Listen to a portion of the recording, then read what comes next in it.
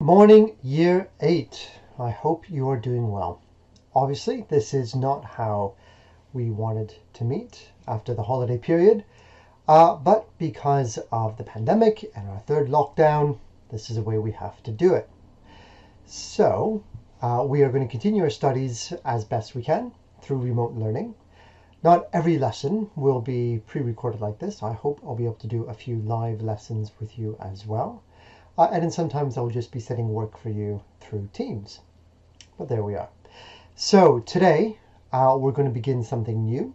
You already started it with your lesson earlier this week, where we are going to be studying some war poetry and also some techniques of rhetoric.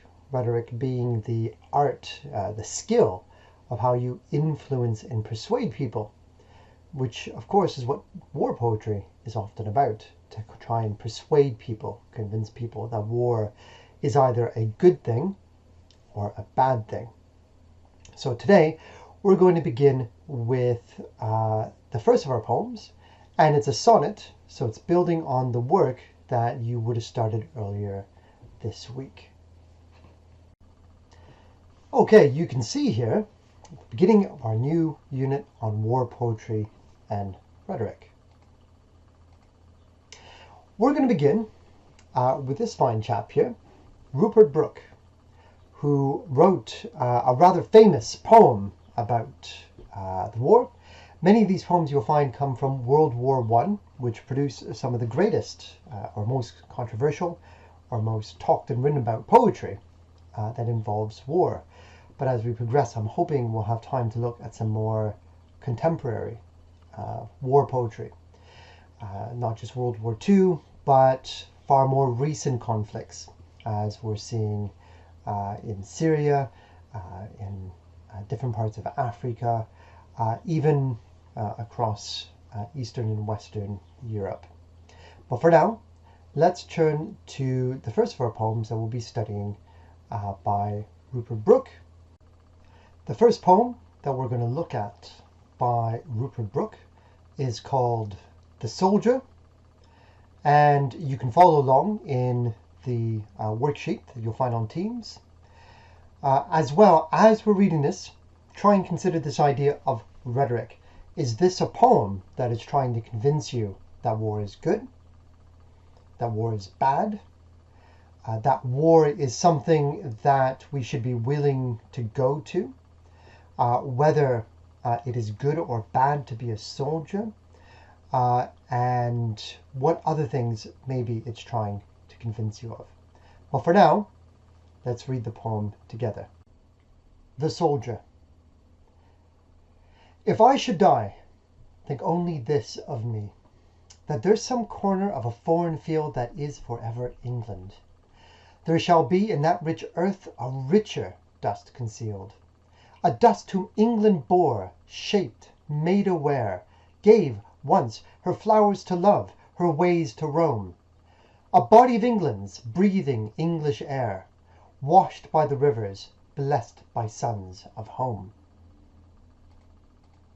And think, this heart, all evil shed away, a pulse in the internal mind, no less gives somewhere back the thoughts by England given, her sights and sounds, dreams happy as her day, and laughter learnt of friends, and gentleness in hearts at peace under an English heaven. Okay, so now that we've read the poem, we're going to turn to some questions about it. And as I walk you through this poem and talk you through this poem, you're going to try and make some annotations. Now, how you do this will be up to you.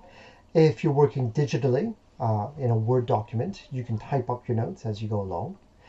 If you've printed off the poem and you're working on paper, that's great as well. You can make the notes around the words of the poem, annotating it and sort of explaining some of the bits that we're going to look at today. So it's up to you how you choose to annotate this poem, but you will want to make some notes about the poem based on what I'm going to say over the next few minutes. Okay, we're going to begin with a little bit of context, just a tiny bit. Context is the world around something that you read or watch or listen to. In this case, we're looking just a little bit at the history around this poem and the world and where it was at when the poet wrote it. Now, Rupert Brooke, wrote this poem in 1914, and this is a war poem. So if I were to ask you what is happening in the world, or very specifically in Europe, at this time, hopefully what comes to mind is World War One. Now 1914 is at the beginning of the war. Okay, the war is just starting. Now, the first question here is how and why might it have been a different poem written later? If you consider what people knew about the war in 1914 at the beginning of the war compared to what they knew about it towards the end of the war, well, people's attitudes changed. Some people's attitudes changed quite a bit. In 1914, at the start, there was a lot of optimism, there was a lot of excitement even at this idea of, especially for young men, being able to prove themselves in conflict, of England being this powerful nation that would head out into the conflict and that it would be over extremely quickly. It'd be a short, quick war, and then everyone would be home by Christmas, and that a lot of young men would find their manhood, their identity in the early parts of this war. Of course, as the war went on, people realized very quickly that it was horrible, it was horrific, and it was going to be a very long war, and that many of the people who came home did not come home as heroes or as powerful young men who discovered who they were.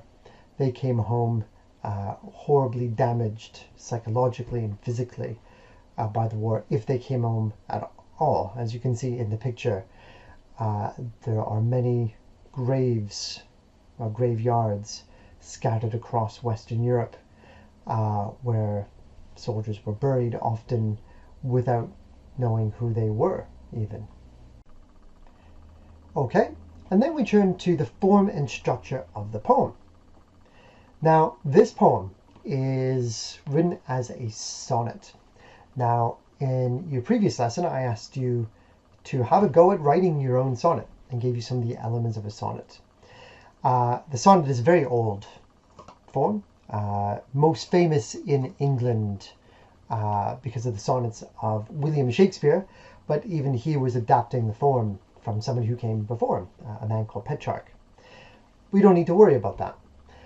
The key elements of a sonnet, or what makes a sonnet, is this.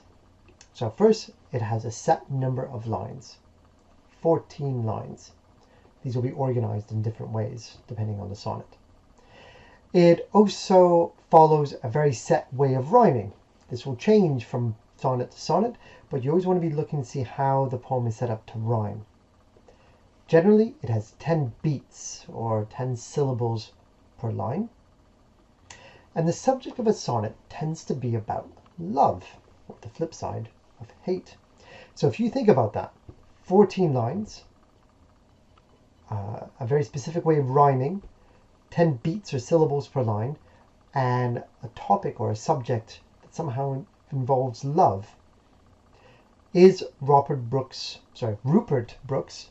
is this poem, The Soldier, a sonnet?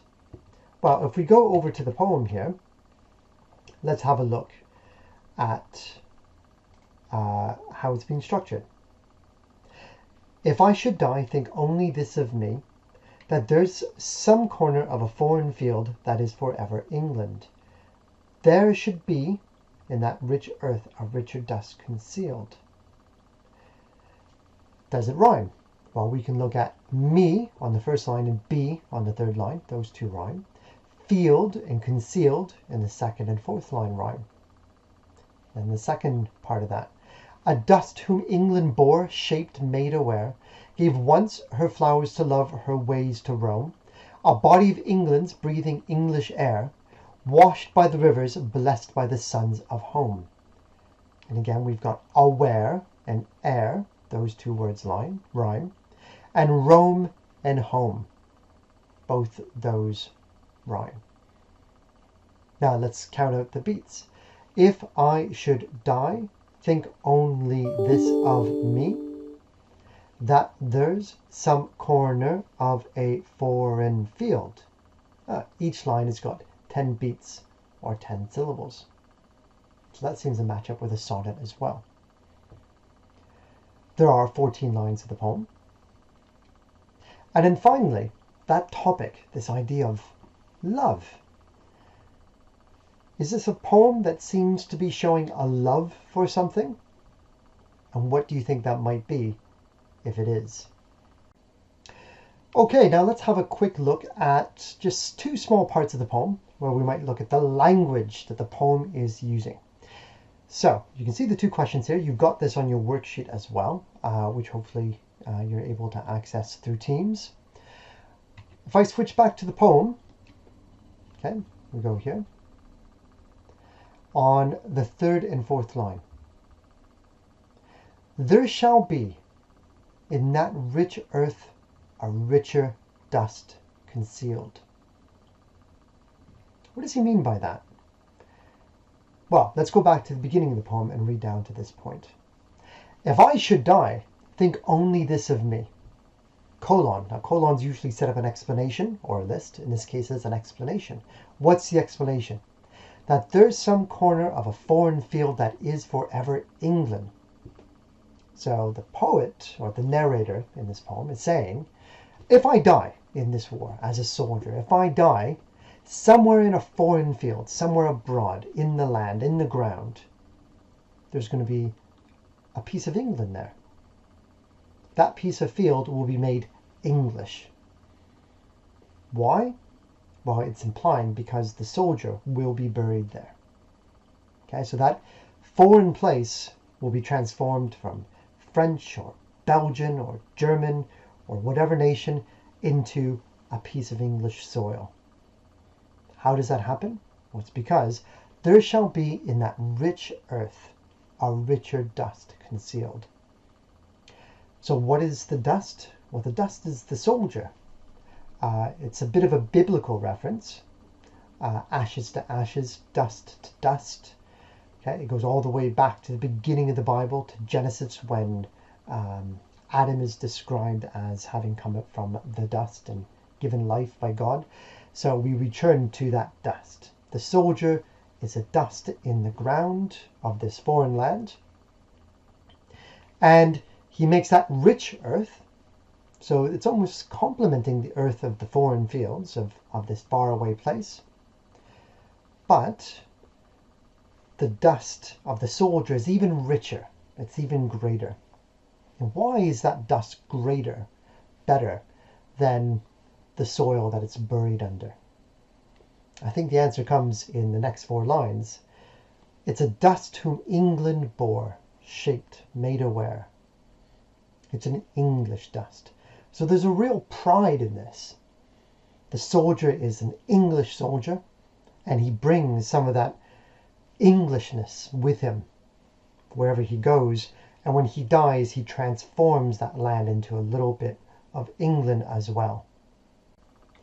Okay, now we're going to jump ahead to the last part I want you to consider in this, which is, why did the poet write this poem? Okay, what do you think this poem is trying to say? And how is the poet trying to convince readers? Why is the poet trying to convince readers of anything? And you're going to try and write a paragraph here, but without the typo that I've put in here. So it's not the soldier, but the soldier. Okay. In the soldier, Brooke is trying to convince the reader that, and this is a really tricky question, and you're trying to bring back together all the earlier stuff that we looked at pretty quickly. So for example, He's writing this in 1914, at the beginning of the war. How does this poem make people feel about the war? How does this poem make people feel about England? England gets mentioned quite a bit in the poem. Why is that?